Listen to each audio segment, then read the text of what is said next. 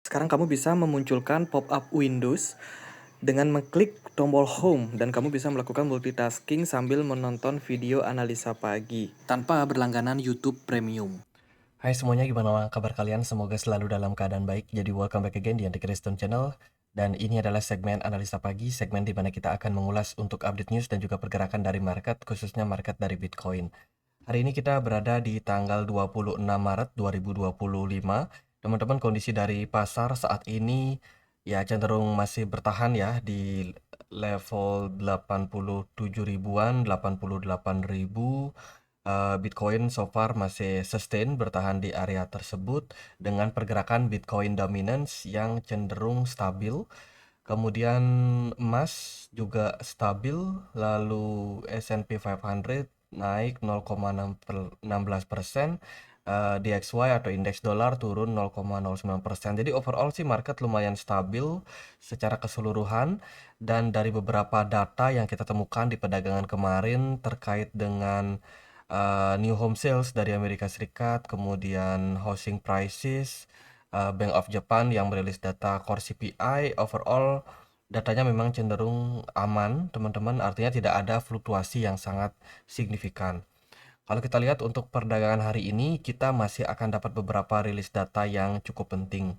Yang pertama adalah, oh ini tadi, M2 money supply yang meningkat secara month over month, di mana ada peningkatan menjadi 21,67 triliun, sementara sebelumnya adalah 21,56 triliun. Artinya ada peningkatan uang beredar gitu. Dan kemudian hari ini kita juga akan dapat beberapa rilis data, yaitu inflasi, yaitu CPI and PPI dari Inggris. Ini rilis datanya jam 2 siang. Kemudian juga akan ada rilis data dari Amerika Serikat, Mortgage Market Index, kemudian Durables Good Order, crude oil inventory yang akan rilis datanya itu mulai dari jam setengah 8 malam sampai setengah 9 malam. Akan banyak sekali data-data penting yang akan mempengaruhi market, teman-teman. Jadi itu ya untuk hari ini. Money supply yang meningkat ini biasanya berimpact positif sih untuk market, teman-teman. Biasanya market-market high risk itu akan mendapatkan lebih banyak dana sehingga memungkinkan harganya untuk mengalami peningkatan yang lebih baik daripada periode sebelumnya gitu. Kenaikan yang lebih berkelanjutan itu akan membawa market juga bisa mengalami rally. Itu dari data, teman-teman. Ada juga beberapa berita negatif ya, kayak rupiah kita nih sekarang udah ada di 16.600. Ini titik paling parah ya dibandingkan dengan periode-periode sebelum Covid atau setelah Covid kemarin gitu. Jadi bisa dibilang 16.000 ini udah deket 17.000 nih. Jangan-jangan lagi 2 tahun, 3 tahun kita udah di 18 ribuan ya. Jadi semakin terpuruk untuk rupiah kita, kemudian saham-saham lokal juga aku perhatikan sangat parah secara penurunan, dan kepercayaan investor udah mulai banyak yang rapuh, teman-teman. Investor lokal udah banyak yang rapuh, investor asing udah banyak yang keluar dari IHSG ya, dari Indeks Harga Saham Gabungan Indonesia, dan ini impact daripada kebijakan-kebijakan yang terjadi belakangan ini. Kepercayaan dari investor udah banyak yang pudar sama Indonesia, dan ya karena ya korupsi, kebijakan-kebijakan yang mungkin tidak berpihak kepada para investor ya kan, kemudian regulasi yang juga masih tidak menguntungkan untuk dana masuk ke Indonesia, dan ya itu banyak sekali faktornya, teman-teman. Dan sekarang gimana nih teman-teman yang punya portfolio, yang punya aset berupa mungkin deposito di Bank Indonesia, ya kan, di bank-bank yang ada di Indonesia ya. Kemudian juga yang masih pegang rupiah, apakah teman-teman masih nyaman untuk hold atau teman-teman punya strategi lain nih? Teman-teman bisa sharing ya di kolom komen. Siapa tahu akan bermanfaat buat teman-teman yang lain untuk mengantisipasi inflasi yang terjadi. Teman-teman, Get Ayo lagi ada campaign ya. Jadi untuk teman-teman yang sekarang sudah punya GT token, yang sudah punya USDT pun juga bisa ikutan. Silakan di staking. Ada APR sebanyak 38,97% yang bisa teman-teman menangin hanya dengan melakukan staking. ya, entah itu GT token ataupun juga USDT. Ya, staking bisa dapetin reward seperti itu. Jadi ini programnya terbatas, cuma berlaku sampai 5 hari ke depan. Jadi bisa manfaatin buat teman-teman. Jadi lumayan nih, holding stablecoin, holding GT token bisa dapat reward. Buat yang tertarik, linknya ada di kolom deskripsi untuk daftar Gate.io dan silakan masuk ke menu launch. Di sini pilih yang launch pool. Gitu. Nanti akan dimasukkan ke menu yang ini. Silakan teman-teman bisa staking. Oke, kita lihat dari inflow and outflow. Dilihat dari beberapa hari terakhir, ada inflow yang masuk dari Bitcoin Spot ETF. Meskipun ini trennya masih meningkat, tapi sebenarnya peningkatannya ini nggak tinggi-tinggi amat gitu. Dan dari Ethereum Spot ETF itu masih dalam arus keluar. Meskipun arus keluarnya ini sebenarnya sudah semakin mereda kalau kita lihat dari periode-periode sebelumnya. Jadi ibaratnya udah mulai ada buyer yang mulai masuk, namun seller juga masih tetap aktif melakukan penjualan seperti itu. Jadi intinya adalah ini tren yang lumayan positif ke Bitcoin dan Ethereum mengarah ke posisi yang positif dibandingkan dengan periode sebelumnya. Nah, sekarang sudah ada data untuk mengecek ya gimana progres dari reserve Bitcoin sebagai reserve dari negara-negara bagian di Amerika Serikat. Nah, ini teman-teman bisa cek langsung di bitcoinlaws.io. Di sini teman-teman bisa cek ya, ada beberapa negara yang saat ini sedang dalam tahap pembicaraan terkait dengan Bitcoin menjadi strategic reserve. Ya, seperti di Arizona, Bitcoin itu sudah masuk ke chapter kedua atau chamber kedua dan sedikit lagi kita bakalan disahkan gitu di kawasan Arizona ya. Lalu ada Oklahoma, ini juga sudah masuk ke komite 2. Lalu ada di bagian Texas, ini juga sudah masuk ke komite 2. Namun ada beberapa negara bagian yang sudah mereject terlebih dahulu seperti Montana, kemudian juga ada Dakota, North Dakota, Pennsylvania ya, terus lagi ada South Dakota dan juga Wyoming. Itu negara-negara bagian yang sudah sudah mereject Bitcoin gitu. Masih ada banyak negara bagian lagi yang masih belum membicarakan tentang kedepannya nasib dari Bitcoin Reserve ini gitu. Kalau ini nanti adopsinya makin besar, maka ini akan menjadi berita yang bagus ya untuk Bitcoin holder. World Liberty Financial berencana untuk meluncurkan SD1. Ya, ini adalah institutional stablecoin gitu. Jadi World Liberty akan meluncurkan stablecoin mereka sendiri yang mereka klaim 1:1 dengan US dollar. Tentu saja ini akan didukung oleh DeFi ya milik dari World Liberty. Ya, proyeknya keluarganya Trump gitu, dan ini akan 100% di backup oleh short term US governance treasury, artinya di backup oleh 100% obligasi jangka pendek dari Amerika Serikat gitu. Jadi ini akan meningkatkan jumlah pemasukan dari sudut pandang obligasi ya atau surat utang berharga untuk Amerika Serikat. Kemudian dari berita yang lain adalah BlackRock unveiled Bitcoin ETP in Europe. BlackRock akan meluncurkan produk ETP mereka, ya, produk Bitcoin ETP mereka di Eropa. Nah, ini artinya adalah akan terjadi adopsi, teman-teman. Kita selalu melihat adopsi yang lebih besar lagi terkait dengan kripto ya, khususnya Bitcoin yang memang sekarang menjadi kripto nomor satu dan diburu oleh banyak investor, institusional dan juga governance atau pemerintahan. Jadi program ini tentu saja akan membuat Bitcoin ini semakin common, semakin umum, menjadi salah satu aset investasi di belahan dunia. Kemudian ada Trump Media baru saja mengumumkan partnernya dengan Crypto.com untuk melaunching ETF.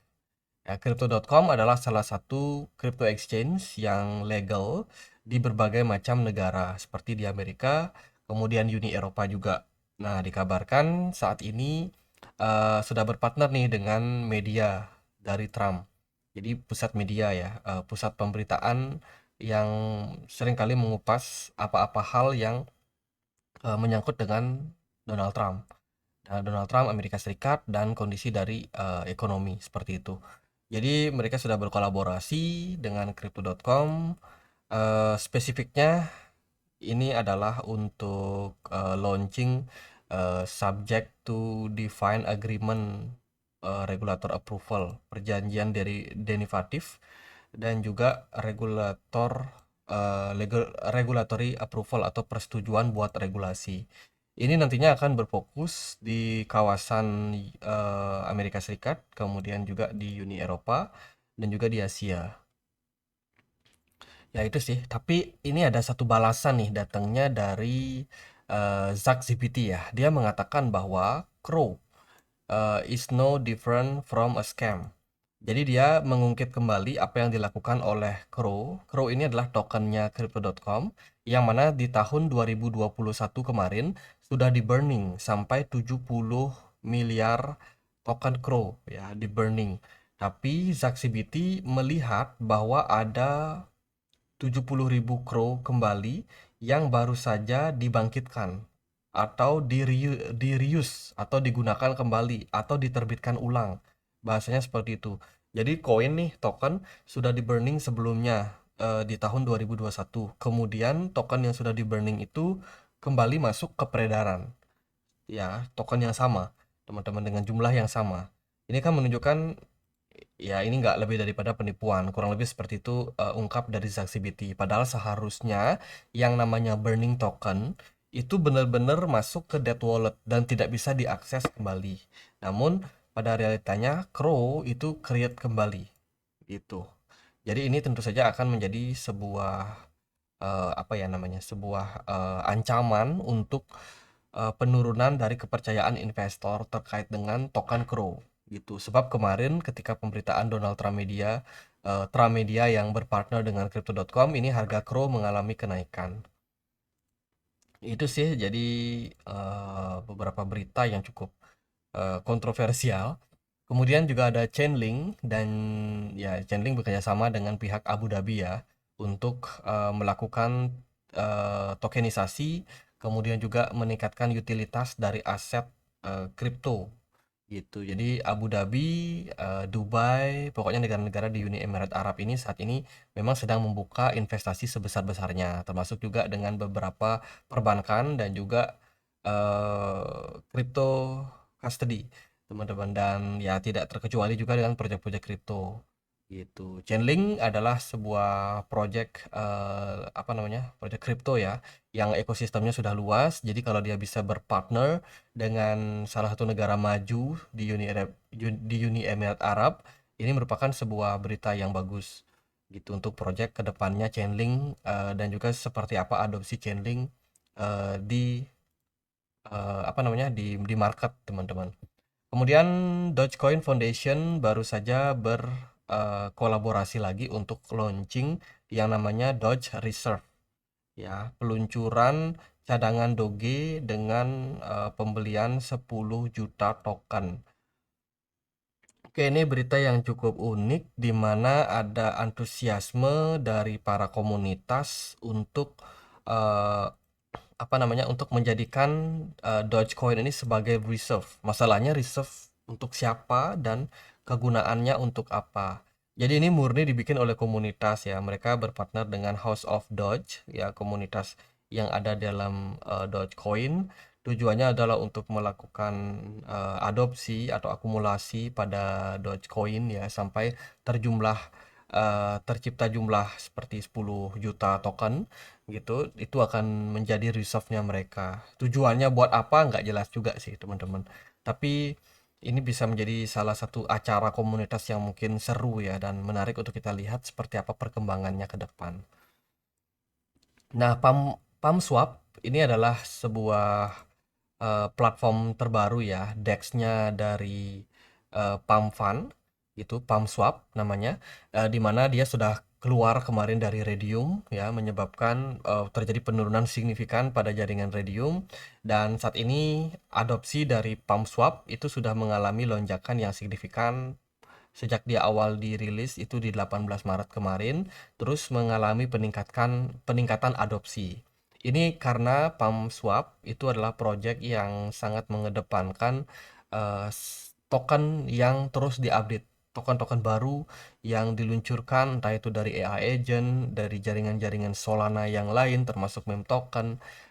Itu banyak yang di listing di sini, dan tentu saja ini meningkatkan banyak trader buat masuk dan juga tertarik untuk melakukan perdagangan di PancaSwap gitu. Jadi secara intinya adalah adopsinya mengalami kenaikan, new user terus naik, user-user lama juga masih tetap bertahan gitu. Ini masih cukup baru sih umurnya, jadi masih kita akan pantau seperti apa record ke depannya.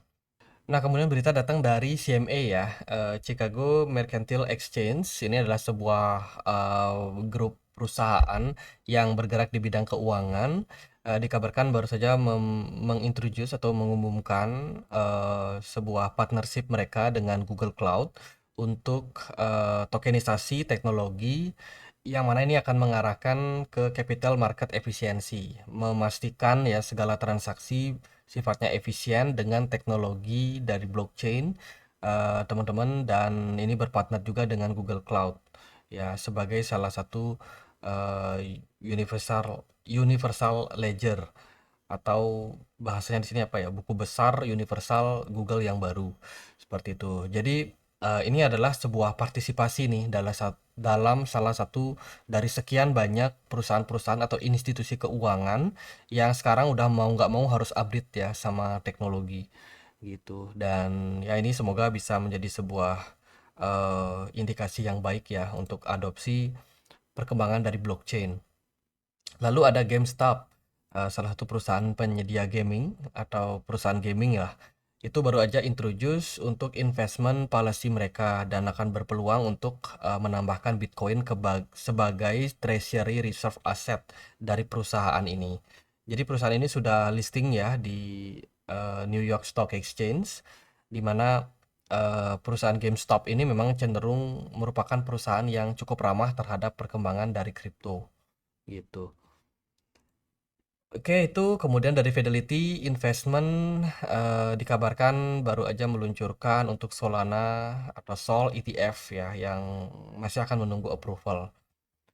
Itu sih dari beberapa berita. Dari kondisi market overall kita melihat pergerakan Bitcoin masih cenderung naik terbatas, teman-teman. Saat ini area yang cukup penting untuk diperhatikan yaitu di area kisaran 88.000. Sementara ini kita masih bergerak di dalam sebuah apa namanya, ya, tren yang masih belum breakout ya. Ini kita punya satu tren lain di sini yang mana ini benar-benar menjadi level konfirmasi yang penting untuk market gitu. So far di time frame 4 jam kita melihat ada pergerakan smart money yang mulai masuk kemarin ketika pergerakan Bitcoin itu justru berada di kisaran 86.000, 87.000. Ini smart money udah mulai kelihatan lagi. Kemudian dari volume perdagangan juga cenderung meningkat ya. Ini bisa menjadi sebuah indikasi yang baik untuk market. Nah, tapi dari saya pribadi nih melihat bahwa level 88.000 itu sampai ke 92.000 akan menjadi level yang sangat-sangat penting untuk diperhatikan gitu. Selama pergerakan Bitcoin belum mampu menembus area tersebut, saya rasa tren bullish itu masih belum mungkin untuk terrealisasi, sebab di bawah level 92.000 ini seller lumayan tinggi loh, teman-teman. Itu. Kemudian juga kalau kita lihat dari Bitcoin dominance so far masih stabil ya, dan pergerakan Bitcoin kemarin juga sempat kena rejection di kisaran level 88.800-an, sempat turun sampai 86.200, meskipun akhirnya dia kembali bouncing ya, rally ke kisaran 88.000. Ini mengindikasikan memang buyer udah sedikit lebih percaya diri, lebih confident terhadap market gitu. Secara movement kita create dalam satu pergerakan ascending channel. Ini teman-teman, dia bergerak dalam ascending channel, ada probability memang kita bisa naik lebih tinggi lagi, itu bisa ke 92.000 potensi terbaiknya. Akan tetapi juga harus diwaspadai ya, karena yang namanya channel ini kan kita nggak bisa taktis prediksi bahwa dia akan terus naik. Ada kemungkinan harganya justru malah koreksi di level sekarang dan ngetes dulu area 86.000, and then mungkin baru kembali naik. Ada juga possibility seperti itu gitu. Tapi yang pasti adalah dalam kondisi jangka pendek sementara ini saya melihat ada potensi kenaikan gitu. Tapi kalau dalam tempo yang menengah, saya sendiri belum terlalu yakin bahwa Bitcoin ini masih bisa trend bullish. Artinya belum terlalu yakin pergerakan Bitcoin ini bisa impulsif mengalami kenaikan, kecuali nanti ada berita-berita bagus. Kemarin kita juga sudah sempat bahas Donald Trump ini masih membicarakan terkait dengan tarif pajak. Jadi ini adalah sentimen yang sama yang mungkin bisa membuat Bitcoin mengalami tekanan kembali, sama seperti yang terjadi di bulan Januari ketika dia berencana untuk menaikkan tarif pajak tuh ke Cina, Kanada, dan juga Meksiko. Impactnya ke market kan lumayan signifikan tuh teman-teman. Nah, April nanti tanggal 2 itu Donald Trump juga akan mengumumkan hal yang sama gitu. Jadi dari saya sendiri pengen melihat dulu nih Donald Trump bakalan ngomong apa dan apakah uh, kembali akan memberikan secondary tariff ya untuk emerging market atau negara-negara tetangganya juga gitu. Dan kalau itu terjadi ya bisa jadi adalah sentimen negatif. Tapi kalau seandainya itu tidak terjadi dan ini hanya spekulasi pasar, ya itu akan memungkinkan menjadi momentum untuk market mengalami kenaikan gitu. Secara structure di time frame besar, pergerakan Bitcoin ini masih dalam posisi uptrend. Ya, secara jangka panjangnya ini masih uptrend dan sementara ini pergerakan Bitcoin ini masih cenderung apa namanya dalam pergerakan ascending channel. Ya kan, masih ada possibility untuk naik gitu. Cuman untuk sekarang ini kondisinya masih cenderung slow ya, secara volume juga terjadi peningkatan tapi nggak signifikan. Kalau Bitcoin mau naik, dia butuh volume yang besar. Dia butuh smart money yang juga cenderung agresif seperti itu untuk membuat kenaikan-kenaikan yang tinggi. Dan itu belum terjadi dalam jangka pendek gitu. Jadi dari saya sendiri melihat bahwa kondisi seperti sekarang ini masih cenderung banyak pertimbangan. Kalau memang teman-teman pengen masuk, ya itu ya bisa di CE sih sebenarnya. Tapi kalau dari saya sendiri ya itu lebih kayak nunggu dulu teman-teman. Kita masih butuh banyak data sih sebenarnya. Itu minggu ini juga akan ada rilis data CPI inflation. Jadi bakalan sorry bukan CPI tapi PCE inflation ya. Jadi bakalan sangat-sangat penting untuk kita perhatikan teman-teman kondisi dari makroekonomi karena makroekonomi ini sangat-sangat berpengaruh untuk market. Ya, kalau makroekonominya baik, kondisinya oke, itu bisa menjadi sebuah hal yang akan membuat pergerakan Bitcoin rally. Itu aja sih paling dari saya buat yang masih nunggu kapan momentum buat masuk. Dari saya pribadi sebenarnya masih belum terlalu semangat lihat market yang seperti ini, teman-teman. Oke gitu, gimana menurut kalian? Apakah market akan kembali lanjut bullish? Bisa tulis di kolom komen ya kalau teman-teman punya pandangan lain gitu. Jadi ini adalah pandangan saya sendiri. It's okay kalau berbeda karena di kolom komen kemarin banyak yang mengatakan bahwa influencer lain udah bilang Bitcoin bakalan bullish, ya kan? Ya itu teman-teman. Kita semua punya pandangan dan respect each other itu sangat-sangat penting ya. Jadi nggak selalu semua orang harus seragam, ya kan? Kita nggak masalah kan untuk berbeda dan juga punya pandangan sendiri itu menurut saya sebuah original, ya, sebuah apa ya, sesuatu yang memang sangat-sangat wajar sebenarnya gitu. Jadi menormalisasi perbedaan itu menurut saya cukup penting untuk di negara yang beragam seperti ini. Jadi gitu aja, semoga videonya bisa bermanfaat. Kita ada komunitas diskusi di Telegram buat teman-teman yang pengen join. Linknya ada di kolom deskripsi video ini. Sekian aja akhir kata saya Andre, makasih.